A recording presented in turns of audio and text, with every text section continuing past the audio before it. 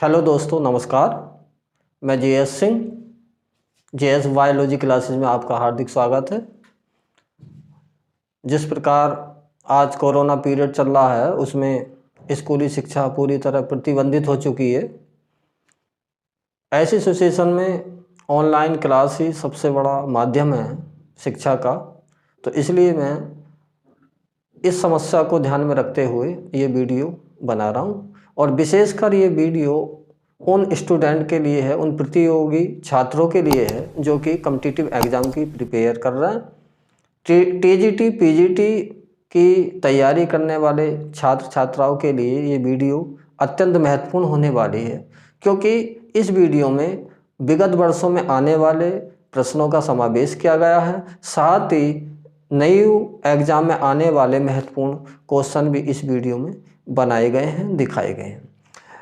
एक खास बात और इस वीडियो की है कि इस वीडियो के माध्यम से मैं जो बेसिक फंडामेंटल या बेसिक चीज़ें हैं उन्हें मैं समझाऊंगा।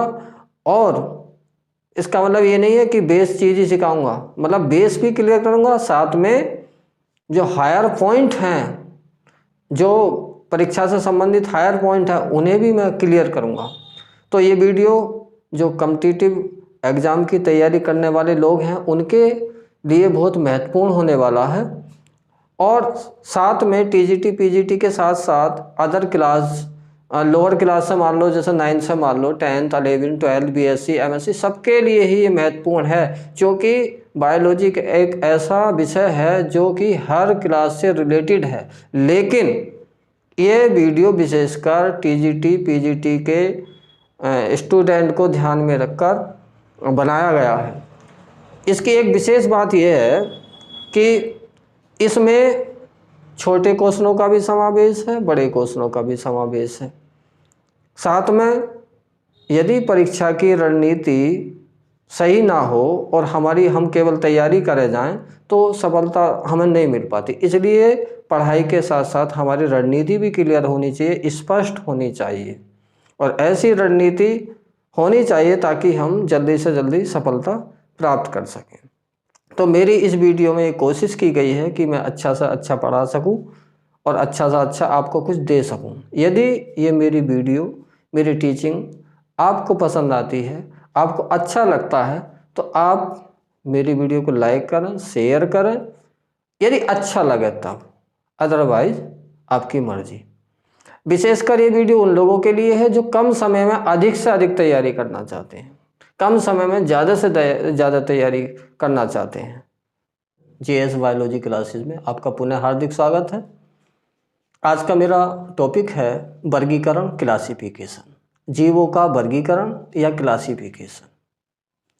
तो इस टॉपिक में जितने भी टर्म्स हैं या क्लासिफिकेशन से संबंधित जितना भी मटेरियल है मैं कवर करूँगा, आप लोग ध्यानपूर्वक सुने।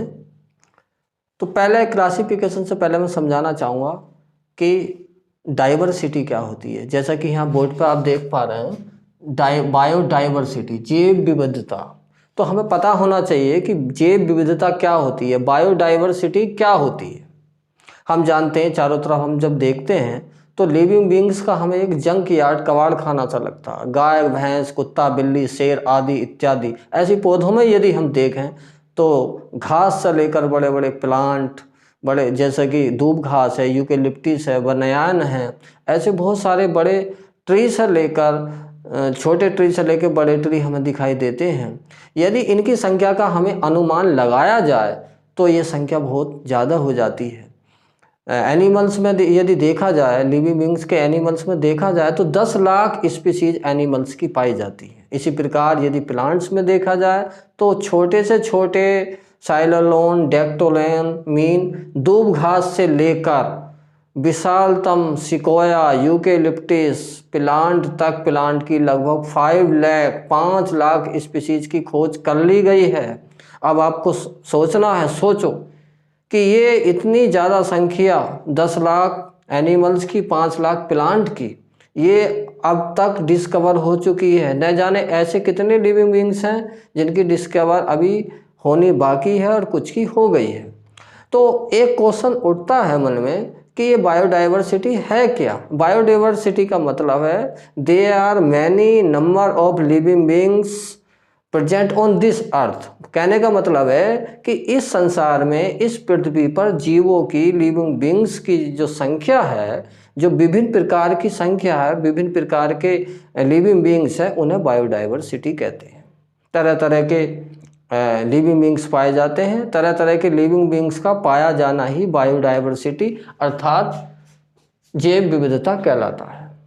अब एक क्वेश्चन उठता है कि क्या इस जैव विविधता में या बायोडाइवर्सिटी में कहीं क्रमबद्धता है, कहीं ऑर्डर है, कहीं सीक्वेंस है। इसे समझने से पहले मैं दोबारा पुनः एक बार बायोडाइवर्सिटी को क्लियर कर देना चाहता हूँ, जैव विविधता को क्लियर कर देना चाहता हूँ। जैसा कि मैंने बताया कि प्लांट की 5 लाख स्पीसीज पाई जाती हैं, एनिमल्स की 10 लाख स्पीसीज पाई जाती हैं, और इन स्पीसीज में भी अलग अलग ग्रुप में अलग अलग संख्या है। जैसे नॉर्मल एक बात करता हूँ, यदि प्रोटोजोआ संघ को देखें हम फाइलम प्रोटोजोआ में, तो फाइलम प्रोटोजोआ में 50,000 एनिमल्स पाए जाते हैं। पोरीफेरा में 1,000 एनिमल्स पाए जाते हैं। सिलेंटेटा में लगभग 2,000 एनिमल्स पाए जाते हैं। प्लेटी हेलमंथीज में लगभग 15,000 एनिमल्स पाए जाते हैं। निमेटी हेलमंथीज में लगभग 15,000 एनिमल्स पाए जाते हैं। मोलस्का में 80,000 एनिमल्स पाए जाते हैं। गाइनोडर्मेटा में 6,000 एनिमल्स पाए जाते हैं, और लगभग 10,000 एक्सटिंक्ट हो चुके हैं अर्थात विलुप्त हो चुके हैं। इसी प्रकार मोलस्का में मैंने बताया कि 80,000 मोलस्का में पाए जाते हैं। एक दूसरा फाइलम है एनिलिडा, उसमें लगभग 7,000 एनिमल्स पाए जाते हैं। मोलस्का में संख्या 80,000 80,000 मैंने बताई। यह सेकंड लार्जेस्ट फाइला है। किसका? यह सेकंड लार्जेस्ट फाइला है इनवर्टिब्रेट का, मीन नॉन कोऑर्डेट का। नॉन कोऑर्डेट क्या होते हैं आप लोग जानते हो, जिनमें कि नोटोकॉर्ड प्रेजेंट नहीं होती, नोटोकॉर्ड अब्सेंट होती है। जिन एनिमल्स में नोटोकॉर्ड अब्सेंट होती है उन्हें नॉन कोऑर्डेट्स बोलते हैं। तो नॉन कोऑर्डेट्स के जो मैंने 9 फाइलम बताए उनकी विभिन्न संख्या बताई। तो सेकंड लार्जेस्ट फाइलम नॉन कोऑर्डेट्स में मोलस्का होता है, जिसमें लिविंग बीइंग्स की मीन एनिमल्स की संख्या 80,000 है। जबकि नॉन कोऑर्डेट्स में सबसे ज़्यादा संख्या आर्थ्रोपोडा फाइलम की होती है। लगभग 70% एनिमल्स आर्थ्रोपोडा के ही होते हैं। ये तो नॉन कोऑर्डेट्स की बात हुई। इस प्रकार हम यदि कोऑर्डेट्स की बात करें तो कोऑर्डेट्स में सबसे पहले फिशीज ग्रुप आता है। फिशीज मीन जिसमें फिश आती हैं वो ग्रुप आता है। लगभग 2,500 2,500 टाइप्स की फिशीज की फिश की स्पीसीज की खोज कर ली गई है। इसी प्रकार हम एम्फीबियंस में देखें तो एम्फीबियंस में 2,500 जबकि फिशीज में 25,000। और इसके बाद आता है रेप्टाइल्स। रेप्टाइल्स में लगभग 7,000 स्पीसीज की खोज हो चुकी है। उसके बाद एबीज आता है। एबीज मीन पक्षी वर्ग, जिसमें सभी प्रकार के पक्षी आते हैं। उसमें लगभग 9,000 प्रकार की स्पीसीज की खोज कर ली गई है। उसके बाद नेक्स्ट आता है मैमेलिया या मैमल्स क्लास आती है, जिसमें कि 5,000 प्रकार की स्पीसीज की डिस्कवर या खोज कर ली गई है। तो इन सब आंकड़ों का बताने का मेरा तात्पर्य इतना है कि ये चीज़ बायोडाइवर्सिटी यानी कि जैव विविधता को दर्शाता है कि कितनी अलग अलग संख्या में तरह तरह के लिविंग बीइंग्स इस संसार में पाए जाते हैं। अब एक क्वेश्चन उठता है कि इतने तरह के जो लिविंग बीइंग्स इस संसार में पाए जा रहे हैं, कहीं क्या उनमें क्रमबद्धता है, क्या कहीं उनमें एक ऑर्डर है, क्या कहीं उनमें एक सीक्वेंस है? इसका आंसर यस हो सकता है। जैसे कि हम देखते हैं गाय, भैंस, ढोर, स्नेक, ये सब देखने में अलग अलग हैं, लेकिन यदि वैज्ञानिक आधार पर देखा जाए तो इनमें कॉमन बात आती है। जैसे दोबारा बता देता हूँ, जैसे चूहा है, रेट है, बिल्ली है, कुत्ता है, शेर है, गाय है, क्या इनमें समानता है? क्या ये एक जैसे हैं? नहीं, देखने में एक जैसे नहीं हैं। सबकी अलग अलग शेप है, अलग अलग साइज है, अलग अलग क्वालिटी है। लेकिन यदि वैज्ञानिक दृष्टिकोण से देखा जाए, साइंटिफिक तरीके से देखा जाए, तो इसमें कुछ मूलभूत बेसिक स्ट्रक्चर्स में इक्वलिटी या सिमिलरिटीज या समानता देखने को मिलती है। जैसे जितने भी ये मैंने एग्जाम्पल दिए ये सब क्या करते हैं, बच्चे देते हैं, इनके हेयर्स होते हैं, इनमें सब में एक कॉमन चीज़ होती है वर्टिब्रल कोलुमन अर्थात रीढ़ की हड्डी। तो इनमें सब में रीढ़ की हड्डी पाई जाती है। तो कहने का मतलब ये है कि देखने में तो हमें ऐसा लगता है कि जैसे ये अलग अलग हैं, लेकिन कहीं ना कहीं ये एक दूसरे से कनेक्ट भी हैं। तो ये तो लिविंग बींग्स की बात हुई कि लिविंग बींग्स में क्रमबद्धता या सीक्वेंस या ऑर्डर में है। तो लिविंग बींग्स में भी ऑर्डर देखने को मिलता है, क्रमबद्धता देखने को मिलती है। ये मैंने लिखा, ऑर्डर इन बायोडाइवर्सिटी, जैव विविधता में क्रमबद्धता। कहने का मतलब है कि ये जो बायोडाइवर्सिटी है, संसार में तरह तरह के एनिमल्स हैं, लिविंग बींग्स हैं, प्लांट हैं, उनमें भी सीक्वेंस पाया जाता है। बस हमारा नज़रिया और साइंटिफिक विजन होनी चाहिए। अब नेक्स्ट टॉपिक आता है क्लासिफिकेशन और सिस्टेमेटिक्स, वर्गीकरण। हिंदी भी लिखिए ब्रैकेट में। क्लासिफिकेशन वर्गीकरण क्या है, ये हमारा क्वेश्चन है। तो लिविंग बींग्स को जितनी ये ज़्यादा संख्या थी, उस लिविंग बींग्स को छोटे बड़े ग्रुप में डिवाइड करना ही क्लासिफिकेशन है, सिस्टेमेटिक्स है, वर्गीकरण है। जैसे कि आप एक स्कूल का एग्जाम्पल ले लो, किसी में कमज़ोर बच्चे हैं, किसी में तेज़ बच्चे हैं, उन्हें हम अलग अलग क्लास में डिवाइड कर देते हैं, ये ए सेक्शन है, ये बी सेक्शन है, ये सी सेक्शन है। लेकिन दूसरा तरीका भी है, जैसे किसी कॉलेज में बहुत सारे कमरे होते हैं, लाइब्रेरी अलग होती है, लैब्स एक साइड में होती हैं, पढ़ाने के कुछ कमरे अलग साइड में होते हैं, ऑफिस दूसरी साइड में होता है, यानी कि उनमें एक क्रमबद्धता, एक सीक्वेंस मिलता है, यानी कि उन्हें हम अपनी सुविधा के अनुसार डिवाइड करते हैं। इसी प्रकार क्लासिफिकेशन का मतलब भी यही है कि जो जीव हैं, जो लिविंग बींग्स हैं, उन्हें समानताओं या विषमताओं के बेस पर, सिमिलरिटीज एंड डिससिमिलरिटीज के आधार पर छोटे बड़े फाइला में या ग्रुप में डिवाइड करना क्लासिफिकेशन कहलाता है। ये यहाँ लिखा है, लिविंग बींग्स को उनकी सिमिलरिटीज यानी समानताओं व डिससिमिलरिटीज विषमताओं के आधार पर छोटे बड़े स्मॉल लार्ज ग्रुप्स और फाइला में डिवाइड करना क्या कहलाता है, क्लासिफिकेशन कहलाता है। तो क्लासिफिकेशन का मतलब है लिविंग बींग्स को उनकी क्वालिटी के बेस पर छोटे बड़े ग्रुप्स में डिवाइड कर देना। उसके बाद आता है नोमेनक्लेचर। क्या आता है, नोमेनक्लेचर, नामकरण। हिंदी लिखा नामकरण। अब ये नामकरण क्या है, जैसा कि लिखा है, कंफ्यूज होने की आवश्यकता नहीं है। नोमेनक्लेचर नामकरण का मतलब है जो जीव हैं, लिविंग बींग्स हैं, उनको साइंटिफिक नेम देना, वैज्ञानिक नेम देना। तो नोमेनक्लेचर का मतलब है लिविंग बींग्स को वैज्ञानिक नाम देना, साइंटिफिक नाम देना। ये क्या कहलाता है, नोमेनक्लेचर या नामकरण कहलाता है। अब यहाँ एक बात और लिखिए, नोमेनक्लेचर नामकरण की नीड क्यों हुई, क्या आवश्यकता है वैज्ञानिक नाम रखने की, नोमेनक्लेचर में साइंटिफिक नाम देने की क्या जरूरत पड़ी। हम लोग जानते हैं विभिन्न देशों में एक चीज़ को विभिन्न नामों से हम पुकारते हैं, अलग अलग नामों से हम पुकारते हैं, ये तो कंट्रीज की बात हुई। लेकिन एक ही देश के अलग अलग स्टेटों में हम एक चीज़ को अलग अलग नाम से पुकारते हैं, जबकि नियम ये है कि एक चीज़ को पूरी दुनिया एक ही नाम से जाने। लेकिन होता क्या, हर राज्य में हर वस्तु का नाम अलग अलग हो जाता। जैसे मैं एक एग्जाम्पल के द्वारा बताता हूँ आपको, गिलोय सब लोग जानते हैं।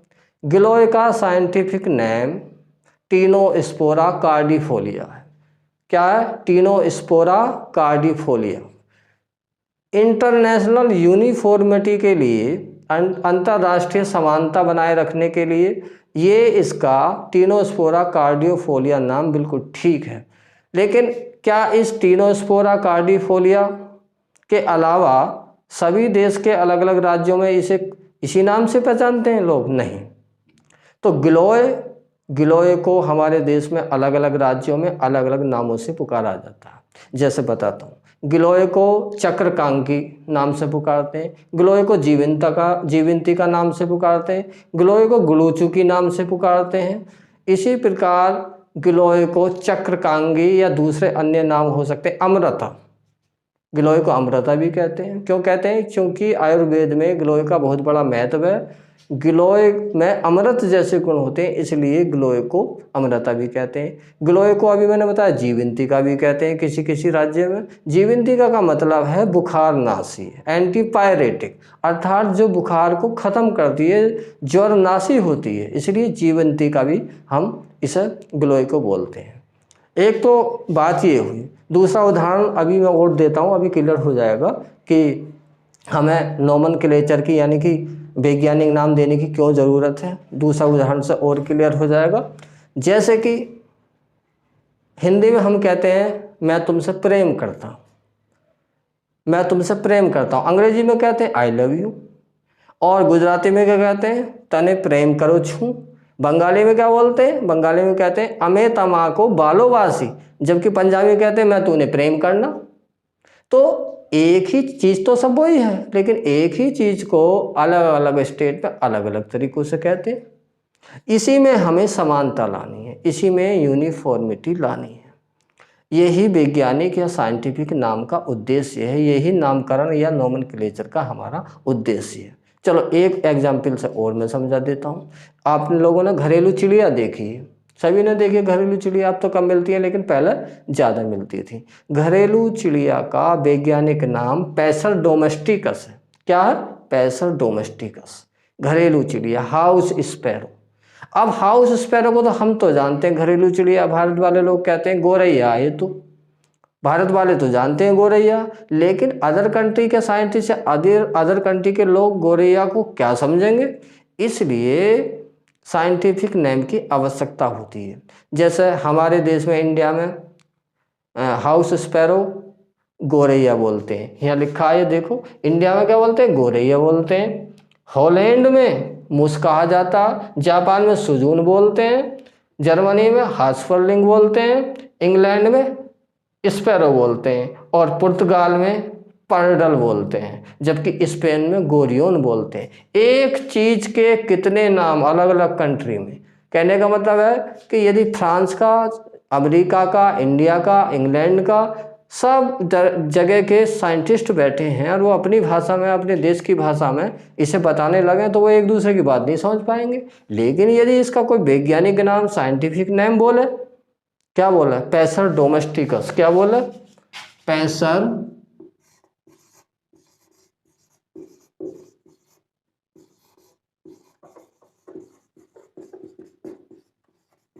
पैसर डोमेस्टिकस, ये इसका साइंटिफिक नेम है घरेलू चिड़िया का, हाउस स्पैरो का।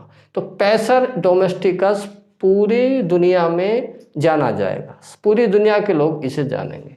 तो ये बात आई नोमेनक्लेचर की, नामकरण की।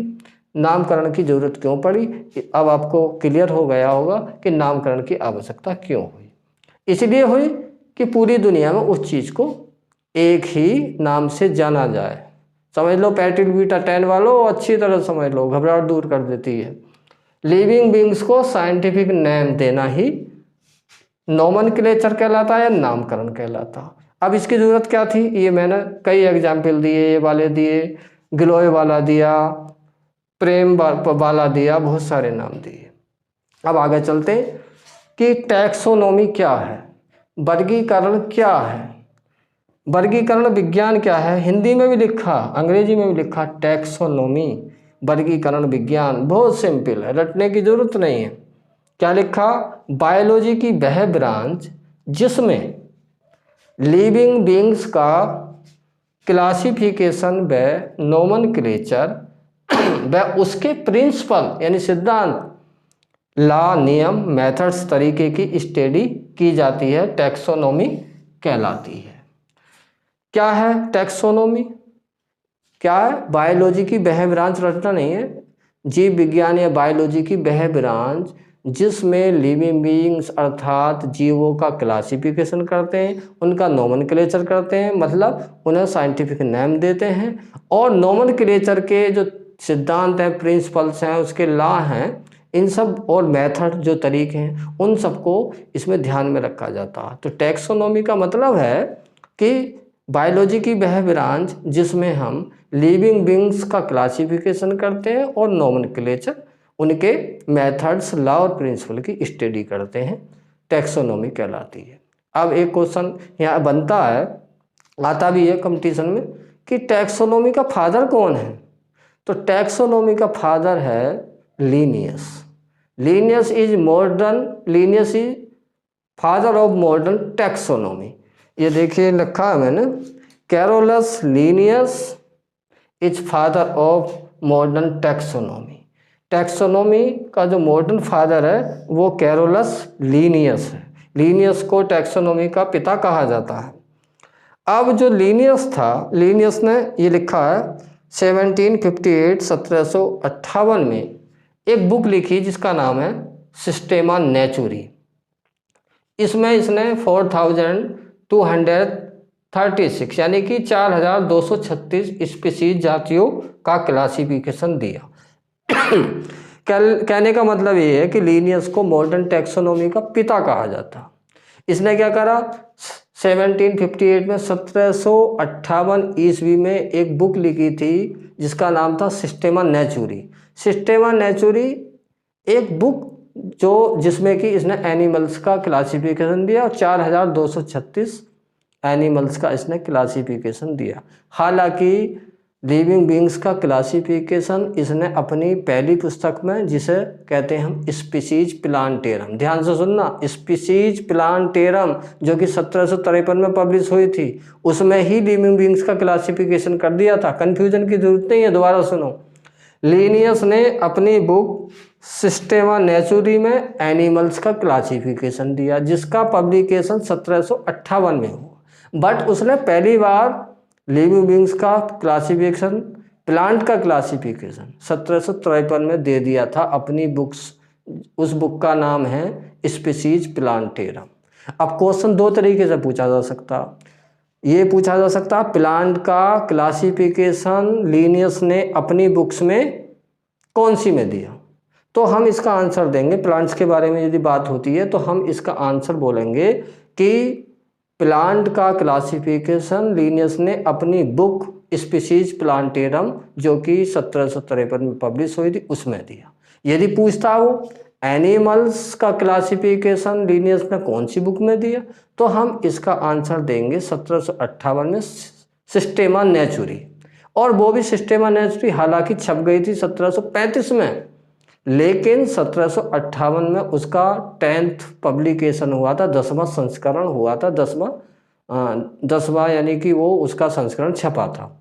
तो उसमें उसने एनिमल्स का क्लासिफिकेशन दिया।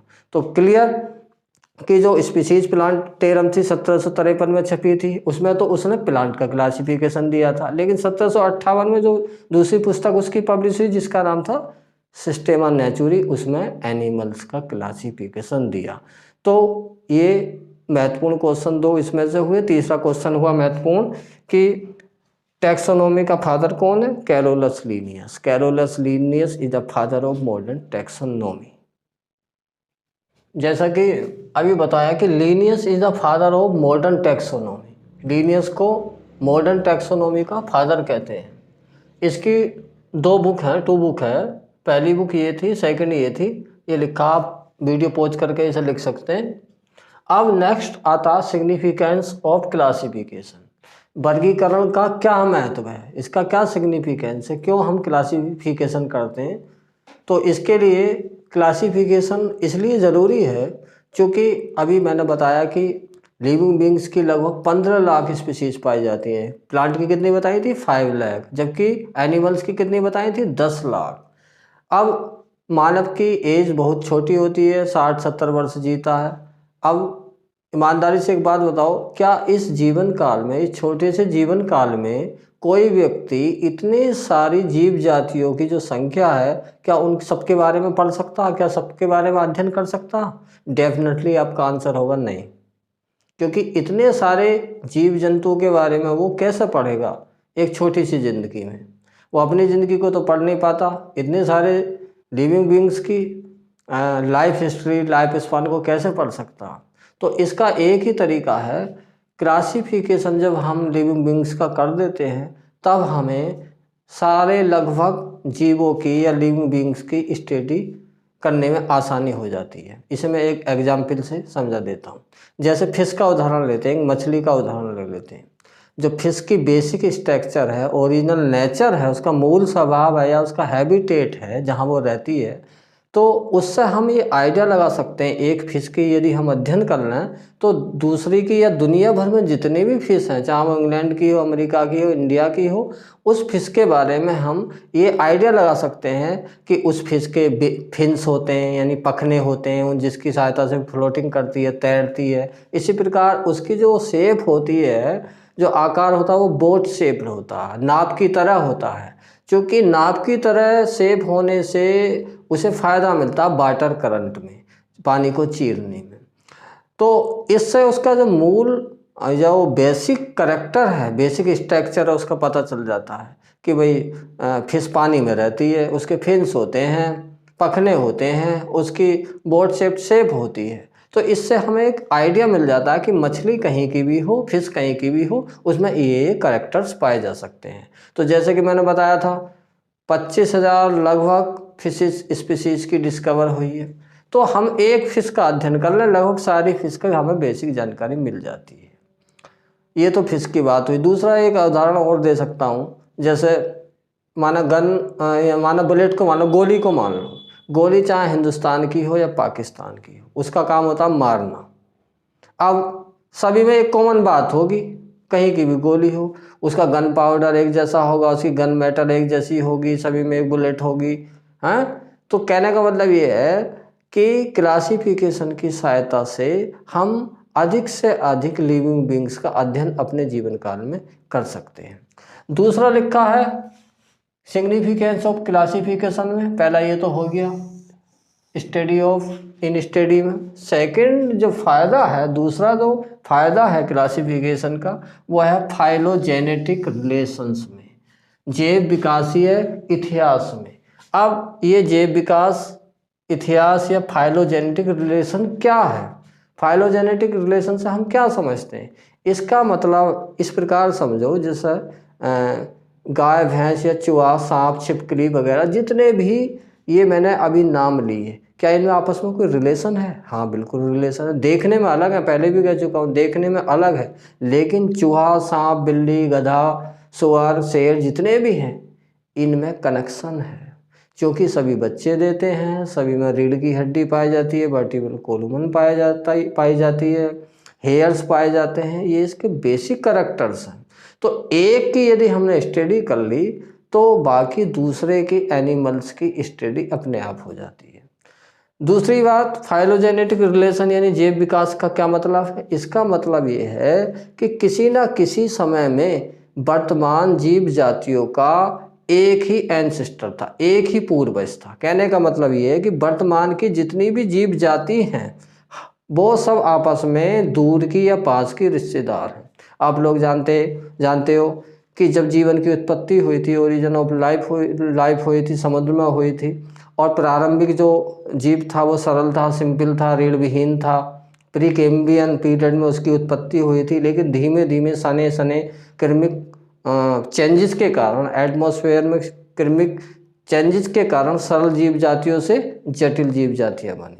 कहने का मतलब ये है कि शुरू में सिंपल जीव बने और बाद में धीमे धीमे परिवर्तन हुआ वातावरण के अनुसार, और वर्तमान में आप देखते हो कि जटिल लिविंग बींग्स का निर्माण हो गया, जिसमें कि मानव कितना जटिल है, जिसे समझना कितना मुश्किल है। मानव को समझना कितना जटिल है आप लोग जानते हो। तो सिग्निफिकेंस क्लासिफिकेशन का ये है दूसरा वाला, जैव विकासीय इतिहास में। यानी कि हमें ये पता लगता है क्लासिफिकेशन से कि शुरू में किस प्रकार के जीव थे और बाद में उनसे किस प्रकार के जीव बने। जैसे मानव की बात कर लेते हैं, मानव का पूर्वज आप क्या समझते हो? कुछ लोग सोचते हैं बंदर, लेकिन हकीकत में देखा जाए तो फाइलोजेनेटिक रिलेशन के आधार पर तो हमें पता चलता है कि इसका जो एंसेस्टर है वो मोल था। मोल मीन छुछंदर, सीरू, उसमें परिवर्तन हुआ, कुछ और बना, फिर बाद में प्राइमेट्स बने। प्राइमेट्स में आप जानते ही हो, मंकी वगैरह, चिंपैंजी, गोरिल्ला, ये सब आते हैं। बाद में मानव का विकास हुआ। खैर, ये सिग्निफिकेंस हो गया। अब अगला जो हमारा टॉपिक है वो है binomial nomenclature method. Binomial nomenclature method, Hindi में लिखा हूँ दी नामकरण पद्धति। तो बात चले बायनोमियल नोमेनक्लेचर मेथड, द्विनाम नामकरण पद्धति। जैसे कि नाम से क्लियर हो रहा, नाम से स्पष्ट हो रहा कि बायनोमियल यानी द्विनाम। कहने का मतलब ये है कि एक व्यक्ति के या एक जंतु के या एक जीव के दो नाम होना।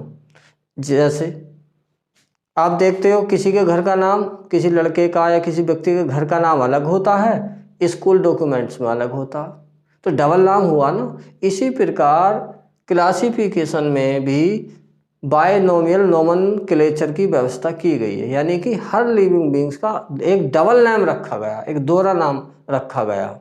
अब ये डबल नाम क्या है अभी मैं थोड़ी देर में बताऊंगा, लेकिन उससे पहले मैं समझाने का प्रयास कर रहा हूँ कि बायनोमियल नोमेनक्लेचर होता क्या है, यानी दोहरा नाम, डबल नाम। जैसे कि हमारे देश के प्रधानमंत्री इस समय कौन है, माननीय नरेंद्र मोदी जी, लेकिन उनका पूरा नाम क्या है, उनका पूरा नाम है श्री नरेंद्र दामोदर दास मोदी।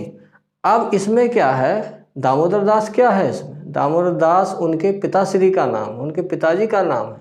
कहने का मतलब ये है कि भारत के कुछ हिस्सों में बेटे के नाम के साथ बाप के नाम लगाने की प्रथा होती है, बेटे के नाम के साथ बाप का नाम लगा देते हैं। जैसे श्री नरेंद्र दामोदर दास मोदी में नरेंद्र जी प्रधानमंत्री का नाम है, दामोदर दास मोदी उनके फादर का नाम है। दूसरा उदाहरण से समझ लेते हैं, जैसे कि गांधी जी को का पूरा नाम क्या, मोहनदास करमचंद गांधी।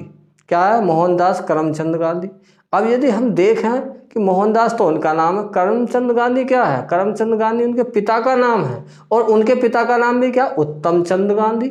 यानी कि गांधी जी का नाम तो मोहनदास हुआ, उनके पिताजी का नाम करमचंद हुआ, और उनके दादा का नाम यानी गांधी जी के उत्तम चंद गांधी हुआ।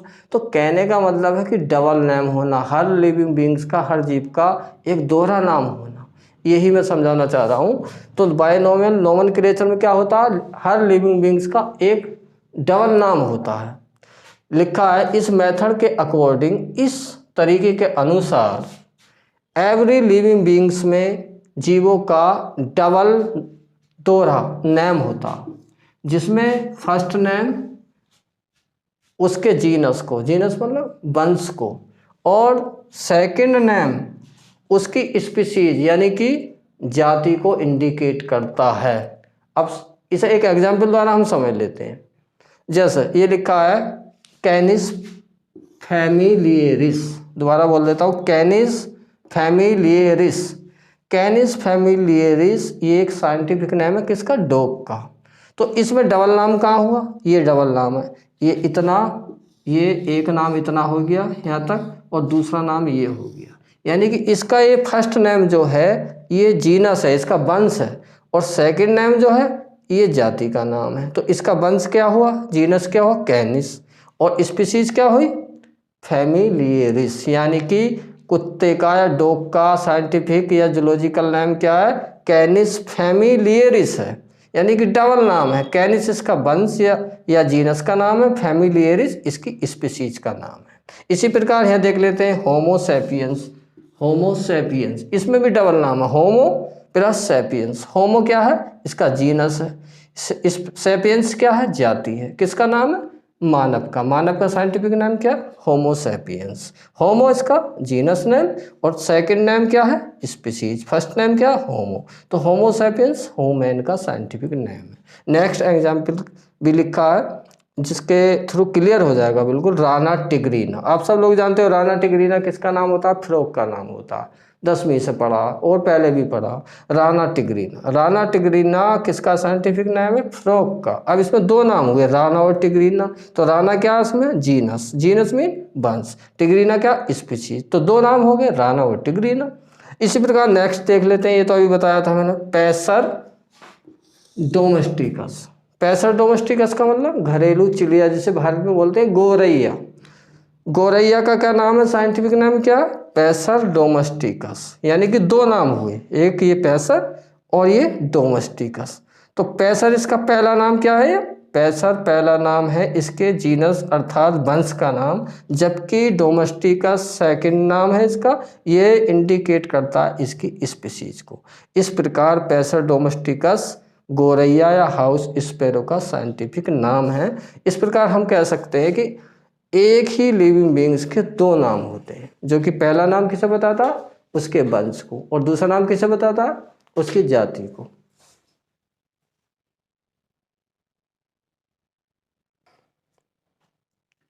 तो मित्रों आज के लिए इतना ही काफ़ी, मिलते हैं नेक्स्ट वीडियो में।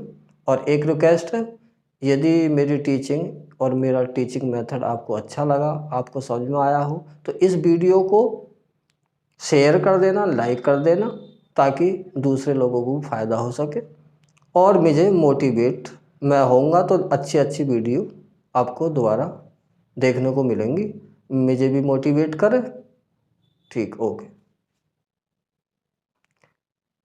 इस वीडियो से संबंधित कोई भी आपकी क्वारीज है, कोई भी आपकी शंका है, या किसी प्रकार का कोई भी क्वेश्चन आपको पूछना है, तो कमेंट बॉक्स में आप पूछ सकते हैं, मैं उसका आंसर देने का प्रयास करूंगा। वैसे समय मेरे पास नहीं होता, लेकिन फिर भी जितना संभव होगा मैं आंसर दूंगा, लेकिन आप सब्जेक्ट से रिलेटेड ही क्वेश्चन पूछें।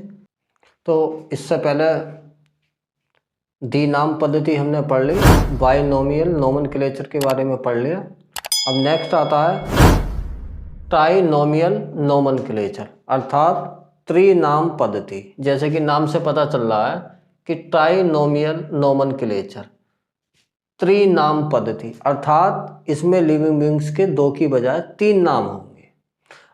अब इसे कुछ एग्जाम्पल के द्वारा हम समझाएंगे कि त्रिनाम पद्धति कैसा है, क्या होती है।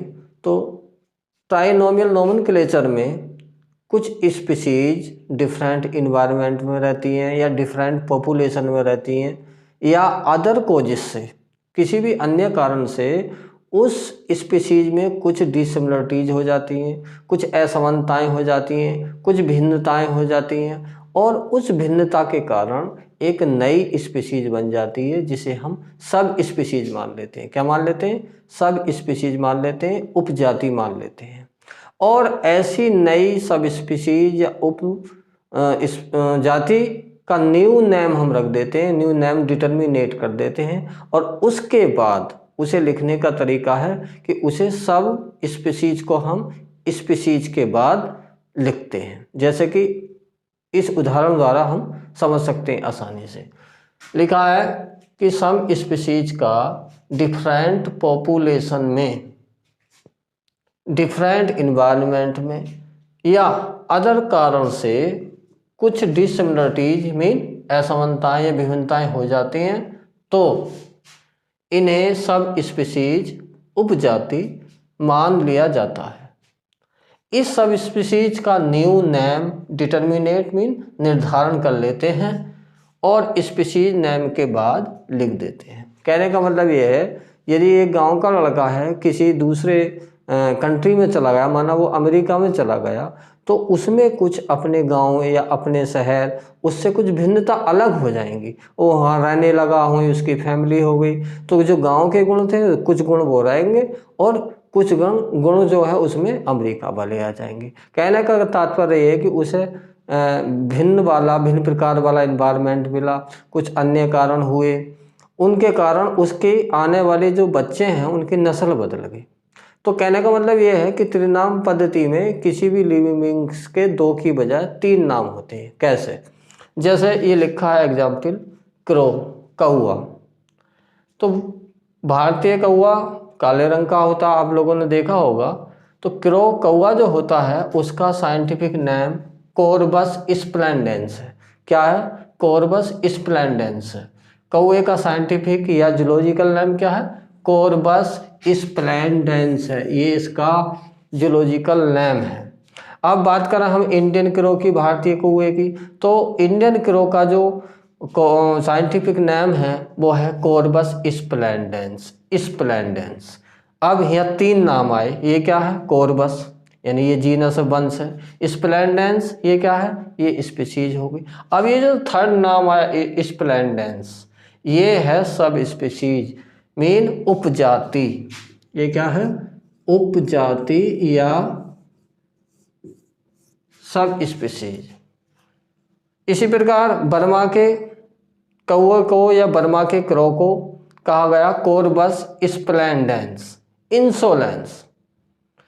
ये दोनों वर्ड सेम है, कॉर्वस और स्प्लेंडेंस सेम है, यानी वंश और जाति सेम है। लेकिन यहाँ ये जो थर्ड नेम आया इंसोलेंस, ये सब स्पीशीज का, ये क्या है, ये सब स्पीशीज है। क्या है, सब स्पीशीज, यानी कि उपजाति है, ये सब स्पीशीज, ये बदल गई।